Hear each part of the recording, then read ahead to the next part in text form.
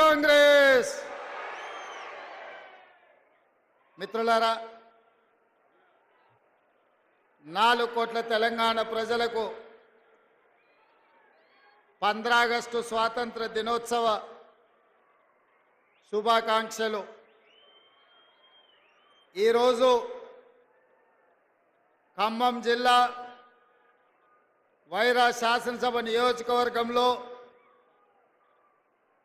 మీ స్థానిక శాసనసభ్యులు, మీ అభిమాన నాయకుడు రామదాస్ అధ్యక్షతన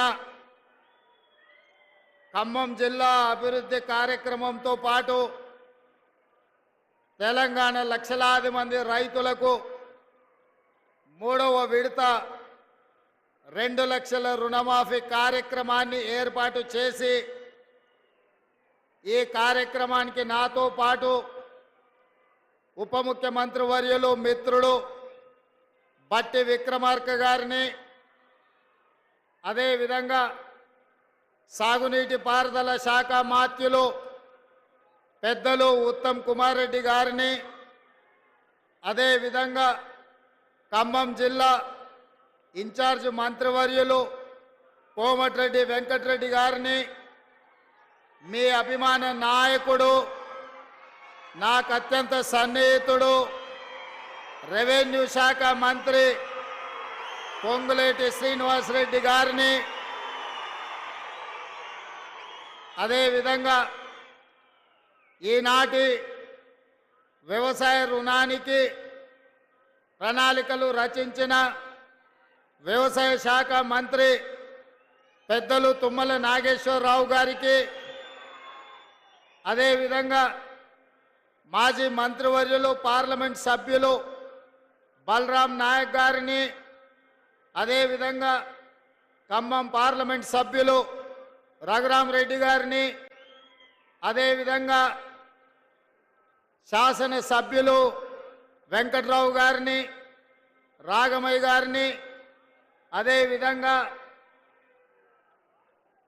ఇల్లందు పాయం వెంకటేశ్వర్లు గారిని, అదేవిధంగా కోరం కనకయ్య గారిని, ఇతర శాసనసభ్యులను, రాష్ట్ర స్థాయి కాంగ్రెస్ పార్టీ నాయకులను, ఖమ్మం ఉమ్మడి జిల్లా కాంగ్రెస్ పార్టీ నాయకులను, మండల స్థాయి నాయకులను, గ్రామ కమిటీ మండల కమిటీ అధ్యక్షులను, ప్రాణ సమానులైన వేలాది మంది కాంగ్రెస్ పార్టీ కార్యకర్తల్ని ఈ ఆత్మీయ సమ్మేళనానికి ఆహ్వానించి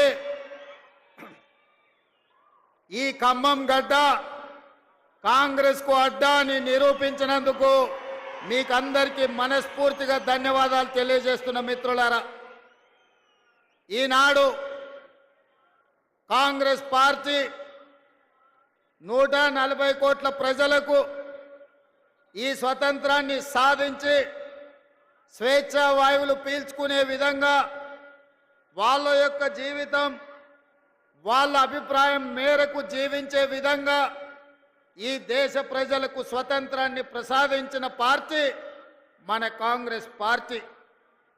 ఆ స్వతంత్రం స్ఫూర్తిగా ఈనాడు కాంగ్రెస్ పార్టీ మే 6, 2022 నాడు వరంగల్ గడ్డ మీద రైతు సంఘర్షణ సమితి ఏర్పాటు చేసి రైతు డిక్లరేషన్లో తెలంగాణ రాష్ట్ర రైతాంగానికి 2 లక్షల వరకు రైతు రుణమాఫీ చేస్తామని చెప్పి మన అభిమాన నాయకుడు శ్రీ రాహుల్ గాంధీ గారు ఇచ్చిన మాటకు తెలంగాణకు వచ్చి మనకు ఇచ్చిన గ్యారంటీకి కట్టుబడి 8 నెలలు తిరగకంటే ముందే తెలంగాణ రాష్ట్రంలో ఉన్న లక్షలాది మంది రైతాంగానికి 2 లక్షల రూపాయల రుణమాఫీ 31,000 కోట్ల రూపాయలను వారికి రుణ విముక్తులను చేసి బ్యాంకుల నుంచి వాళ్లకు స్వేచ్ఛను ప్రసాదించి నా తెలంగాణ రైతాంగం ఈనాడు తెలంగాణ రాష్ట్రంలో రుణ విముక్తులై స్వేచ్ఛా వాయువులు పీల్చుకునే విధంగా ఈనాడు కాంగ్రెస్ పార్టీ నిర్ణయం తీసుకున్నది. మిత్రులారా, ఆనాడు పార్లమెంట్ ఎన్నికల సందర్భంగా ఖమ్మం జిల్లాకు వచ్చినప్పుడు ఇదే గడ్డ మీద నుంచి ఆనాడు మీకు ఒక మాట చెప్పిన, రాబోయే పార్లమెంట్ ఎన్నికల్లో ఖమ్మం నుంచి రఘురామిరెడ్డిని, మహబూబాబాద్ నుంచి బలరాం నాయకును అత్యధికంగా మీరు గెలిపించండి, అత్యధిక మెజారిటీ ఇచ్చి వాళ్ళిద్దరిని పార్లమెంటుకు పంపించండి, భద్రాద్రి రామచంద్రుడు సాక్షిగా 15 ఆగస్టు లోపల తెలంగాణ రైతాంగానికి 2 లక్షల రూపాయల రుణమాఫీ చేస్తా అని ఈ ఖమ్మం గడ్డ మీద నుంచే తెలంగాణ రైతాంగానికి ఆనాడు మాట ఇవ్వడం జరిగింది. కాంగ్రెస్ పార్టీ శ్రీమతి సోనియా గాంధీ గారి నాయకత్వంలో, మల్లికార్జున్ ఖర్గే గారి నేతృత్వంలో 2004 సంవత్సరం శ్రీమతి సోనియా గాంధీ గారు కరీంనగర్ జిల్లాలో తెలంగాణ రాష్ట్రం ఇస్తా అని ఆనాడు మాట ఇచ్చింది. సోనియా గాంధీ గారు మాట ఇచ్చిందంటే అది శిలా శాసనమే, సువర్ణాక్షరాలతో లిఖించదగిన మాట. మాట తప్పని మడమ తిప్పని నాయకురాలు శ్రీమతి సోనియా గాంధీ గారి మాట మేరకు జూన్ 2, 2014 నాడు తెలంగాణ రాష్ట్రాన్ని ఇవ్వడం జరిగింది. మరి ఆమె కుమారుడు మాట తప్పని వంశం నుంచి వచ్చిన గాంధీ వారసుడు శ్రీ రాహుల్ గాంధీ గారు మే 6, 2022 నాడు వరంగల్ గడ్డ మీద తెలంగాణ రాష్ట్ర రైతాంగానికి 2 లక్షల రూపాయల రుణమాఫీ చేస్తా అని మాట ఇస్తే, ఈ వేదిక మీద ఉన్న నా మంత్రివర్గ సహచరులు, ముఖ్యంగా ఉప ముఖ్యమంత్రి ఆర్థిక శాఖ మంత్రి బట్టి విక్రమార్క గారు పట్టు వదలకుండా రాహుల్ గాంధీ గారి మాట నిలబెట్టడానికి లక్షలాది తెలంగాణ రైతాంగానికి రైతు రుణమాఫీ చేసి తీరుతామని లెక్కలు వేసి అంకెలు కూడి ఎంతమంది అడ్డం పడ్డా, ఎంతమంది కాళ్ళల్లో కట్టెబెట్టాలని చూసినా ఇయాలటికి ఇయాల 18,000 కోట్ల రూపాయలు ఇయాల రైతుల ఖాతాలో మనం వెయ్యడం జరుగుతుంది. మిత్రులారా, జూలై 18న మొదలు పెడితే ఇయాల 15 ఆగస్టు, సరిగ్గా 27 రోజుల్లో 18,000 కోట్ల రూపాయలు రైతుల ఖాతాలోకి బదిలీ చేసిన ప్రభుత్వం పార్టీ ఏదైనా ఉందంటే ఈ దేశంలో అది కాంగ్రెస్ పార్టీ, తెలంగాణ ప్రభుత్వం అని నేను చెప్పదలుచుకున్నా. నేను సూటిగా సవాలు విసురుతున్నా. తాటి చెట్టు లెక్క పెరిగితే సరిపోదు, దూలం లెక్క ఉన్నావు, దూడకున్న బుద్ధి కూడా లేదని ఆనాడు హరీష్ రావు సవాలు విసిరిండు. మీరు రైతు రుణమాఫీ చెయ్యండి, నేను సిద్దిపేట ఎమ్మెల్యేకు రాజీనామా చేస్తా, మళ్ళా ఎన్నికల్లో పోటీ చెయ్యనని. ఇవాళ ఈ వైరాగడ్డ మీద నుంచి ఖమ్మం ప్రజల సమక్షంలో హరీష్ రావు, నీకు సీము నెత్తురుంటే, సిగ్గు లజ్జ ఉంటే రాజీనామా చెయ్యి. నువ్వు కూడా నీ మామలాకనే సిగ్గు లేనోనివైతే ఏట్ల దుంకి సావు అని చెప్పి నేను ఈ సందర్భంగా చెప్పదలుచుకున్నా. ఆయననే నేనన్నా, హరీష్ రావు సిద్ధంగా ఉండు, సిద్దిపేటకు పట్టిన శని పీడ చీడ విరుగడవుతుంది, 15 ఆగస్టు లోపల 2 లక్షల వరకు రుణమాఫీ చేసి తీరుతామని మాట ఇచ్చిన ఇవాళ 15 ఆగస్టు నాడు మళ్ళీ అదే ఖమ్మం గడ్డ మీద నుంచి ఇవాళ సవాలు విసురుతున్న హరీష్ రావు, నీలో చీము నెత్తురుంటే నీకు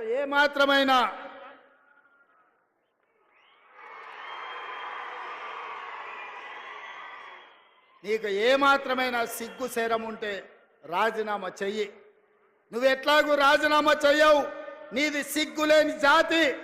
అందుకే ఇవాళ నువ్వు రాజీనామా చేయకపోతే అమరవీరుల స్తూపం దగ్గరకు వచ్చే ముక్కు నేలకు రాజు కాంగ్రెస్ పార్టీ మీద సవాలు విసిరినందుకు తెలంగాణ రైతాంగం క్షమించండి.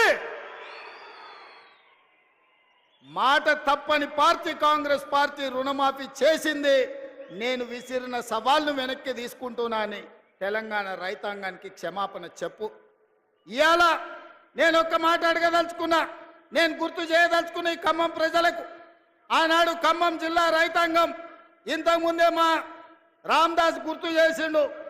ఆనాడు ఖమ్మం జిల్లా రైతాంగం పండించిన మిర్చికి గిట్టుబాటు ధర అడిగితే గిట్టుబాటు ధర ఇవ్వకుండా దళారులు దోపిడీ చేస్తుంటే దందాలు చేస్తుంటే ఆ ప్రజలకు కోపం వచ్చి చిర్రెత్తుకొచ్చి తిరుగుబాటు చేసిండు. దళారులను శిక్షించి దళారులకు బేడీ లేచి జైలుకు పంపించాల్సిన కేసీఆర్ ప్రభుత్వం ఆనాడు ఈ ఖమ్మం జిల్లా రైతాంగాన్ని అరెస్టు చేసి జైల్లో పెట్టి బేడీ లేచి బజార్లు నడిపించింది. ఆయల్లా రైతాంగానికి అండగా నిలబడడానికి ఈ ఖమ్మం జిల్లాలో నేను పర్యటనకు వచ్చిన.